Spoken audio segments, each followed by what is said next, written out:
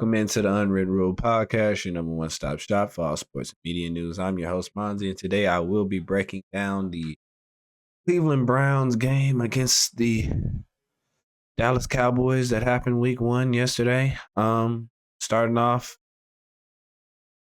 I'm going to say this. I don't like Kevin Stefanski calling plays whatsoever. I don't think he's a good play caller. Not saying he's not a good head coach. I do think he's a good head coach. I do think that you keep him. I do think it was a great idea to extend him. Now, with that being said, I don't know why you bring on Ken Dorsey, someone who deals with dual threat quarterback. And when I say dual threat, I'm talking about the archetype. So Josh Allen, I forgot who else Ken Dorsey coached up, but he deals with quarterbacks. So when I expected him to be calling plays for the Cleveland Browns, and then probably about 2 months ago, Kevin Stefanski wanted to announce that he still will continue to call plays, which is fine. I know that was going to backfire, and it backfired. But with that being said, do I think that Deshaun Watson can thrive under Kevin Stefanski's offensive scheme? No. He hasn't been able to strive. And y'all said, he had that monumental game against the Tennessee Titans. I want you to just take a moment and look up the QBR and all the stats that the Tennessee Titans gave up against quarterbacks last season. You couldn't name one quarterback that didn't go off. Probably the only quarterback that didn't go off against the Tennessee Titans last season was Bryce Young. Literally. Everybody had a field day against the Tennessee Titans last year. So don't tell me and talk me up about a Tennessee Titan game that happened last year. He ain't showed us that he's able to do it. Don't tell me about a second half football game. The game is played play by play, quarter by quarter. Do I need to go any further? 2 quarters of you giving me something good, and we did pull off an upset on the road, but part of that was the defense. They choked. The Baltimore Ravens choked. But let me get back to it. Or you got a huge problem. You like to hold the ball too long.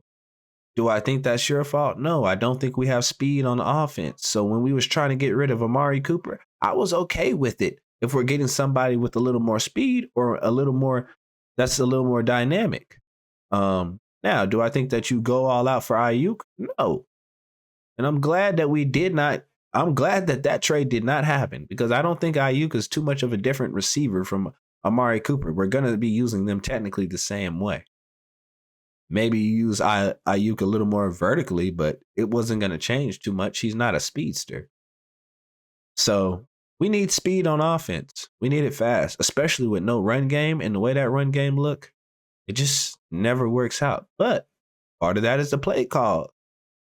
And part of that is Stefanski calling plays that's not going past the sticks. Watson, you're not throwing past the sticks. I have a problem with that.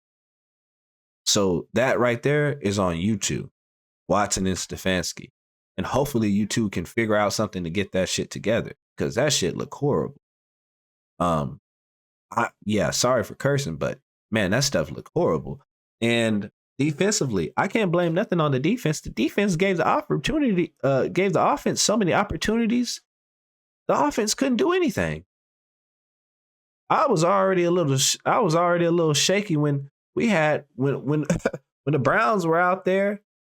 When the Browns were out there in the red zone, well, almost the red zone, and they couldn't even get to goal score when they were on the other side, and they're going into the Cowboys territory. We couldn't put something together then, and we had to settle for a field goal. I knew something was up. And I know it wasn't no first play jitters, none of that. I just knew something was up. The offense was going to be stagnant like it has always been under Stefanski. This offense is way too talented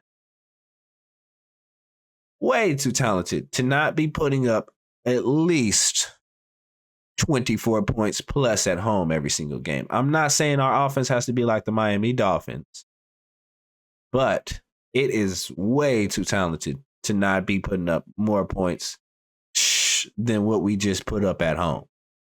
What did we put up? 17?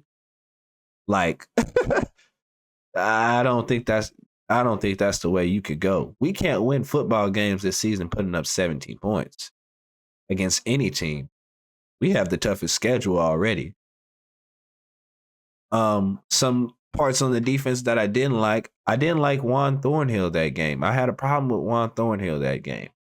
I felt like when CD was doing the slants, and I know it's quick, he was doing slants. He was doing a couple deeper version of a slant, but almost like an in route. When I seen him do those things, Juan Thornhill could not help the corner not once.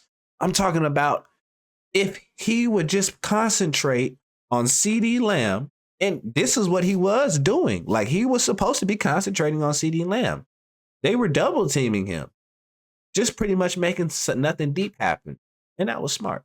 But, bro, if CD Lamb's running a slant, he's got to go up 3 yards and cut. Bro, you have to be running down by the time he cuts. He should be getting smacked. Like, helmet coming off, smacked. The corners, Emerson has to be better pressing. Obviously, it's CD Lamb. I don't think he'll just, I don't think he'll lock him down. I don't think all that. But we did good against CD Lamb that game.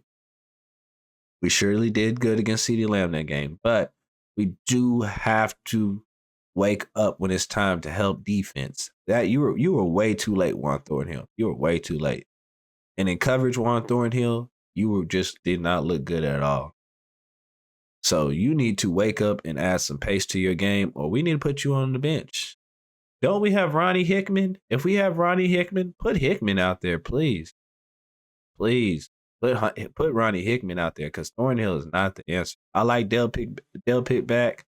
It's going to take him a couple more games to get more adapted to the game speed again, since he was injured. But I do like Thornhill. And I do like Del Pitt back out there. Corner-wise, I felt like Ward did all right. I wasn't a fan of the whole guitar playing, stringing, the stringing that they do for the celebration. I wasn't a fan of that. We're down 30. Come on now. You don't do that. I don't care what the time is. I understand that you guys want to have a little fun and enjoy yourselves, but there ain't shit to enjoy the way y'all came out there and played football. But I don't blame none of that on the defense. Like I said, the offense could not stay on the field to even keep the defense off the field. So when that's happening, I mean, yeah, it doesn't work out well. And you can say what you want to say about the Browns defense. You thought they were the number one defense. They are the number one defense when the offense is being competent enough to actually move the ball down the field and keep the defense off the field. I think that's how a lot of defenses work. Now, if you want to find the best defense in that regard, that defense would not be the 49ers. That defense would not be the Cleveland Browns. That defense would probably not be the Baltimore Ravens. That defense would probably be the New Orleans Saints. The Saints is the only defense that could literally hold teams to less than 30 and still have, and the defense be out there all game. Now, that is legitimately the best defense, in my opinion. But aside from that, the Browns defense, they'll be okay if the offense can learn how to be okay. And I think the start with that is Kevin. I don't know if you designed the game plan. I don't know if Ken designed the game plan, but you're going to probably have to start going 50-50 on this play calling and 50-50 on this game scheme. Like, you call plays that are ineffective. The reason why Watson's back there holding the ball too long and only has 33 passing yards is because all the plays are ineffective. The reason why nobody can get a first down is because the plays are ineffective. They don't attack. They don't pose a threat to the opposing team's defense. There's nothing that posed a threat to a Dallas Cowboys defense. You never made them do anything. The way they lined up out there before every single play is exactly where they were at before every single play. Nothing made them do anything different. They were able to keep the receivers in front of them the whole game. They were able to keep the tight ends in front of them the whole game. They just had to rally and make a tackle. And then the throws were off, yes. But Watson is not this dynamic passer. He's a dual threat quarterback. Whenever he runs a little more, he looks a little better when it comes to throwing. When you ask him to throw as much as he did and sit in the pocket as much as he did, he won't do too much. Now, he is able to make throws in the pocket, but he's not able to do that all game because he's not that accurate of a quarterback. He ain't never been that accurate of a quarterback. We need to stop going off his past accolades. He's never won an MVP. He's won one playoff game. And that was it. But quit going off those old recipes of success. If you're gonna keep going off them old recipes of success, then why don't fans hype up Zeke Elliott? We don't. We have to wake up and call it how it is. Now, the Browns, it's early in the season. They have a lot they can do and adjust offensively. But if the offense is not able to put up points, it won't work. That's even with Nick Chubb involved, because it may not even get better with Nick Chubb involved. Yeah, it makes the defense tired down when you're able to run the ball. Yes. But if the quarterback play doesn't get better and the game plan and the play calling doesn't get better, essentially the run will also be ineffective. And I would hate to see it. I would hate to see it. And the fans that's talking about Baker Mayfield, yes, you're right. Baker is better than Watson. I hate to say it. If you want to drop a dislike about that, you didn't drop a dislike. The only quarterbacks to ever strive in the Kevin Stefanski offense, apparently, is Joe Flacco and Jacoby Brissett. The only quarterbacks to strive in the Kevin Stefanski offense. You want to know why? Because his offense is only generated for people that can throw the ball. And it was a problem for Baker. And Baker is somebody that can just throw the ball. You see what he's doing now? He's not doing anything different than what he was doing when he was at Cleveland. He's not. The play calling is better, though. Come on, man. It's all there. Yes, Stefanski won Coach of the Year. Not knocking that.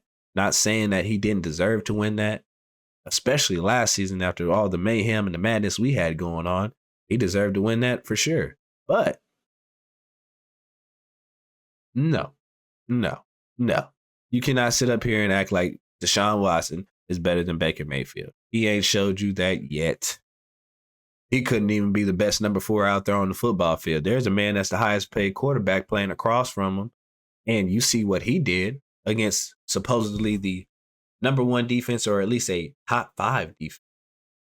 You seen what he was able to do. And like I said, their offense wasn't even clicking on all cylinders, going crazy either. They're going to have their own struggles. But for us to look like that against the Dallas Cowboys at home, oh my goodness, offense, you should be ashamed of yourself. And now we might have the possibility of David Njoku being out for a couple of weeks. We can't win to lose. I don't know what we can do. So we'll see. But we're stuck with Watson till probably about 2027, 2028. I think 2027, we have an option of, like he has an option of staying or leaving or something like that. But other than that, we're stuck with the guy. And we have to prepare ourselves to become way better than what we are. Because we have a rough schedule. The toughest schedule in the NFL. And the way we looked out there, offensively, there ain't no toughness behind us. But that's all for me, folks. I wish y'all nothing but the best. Peace.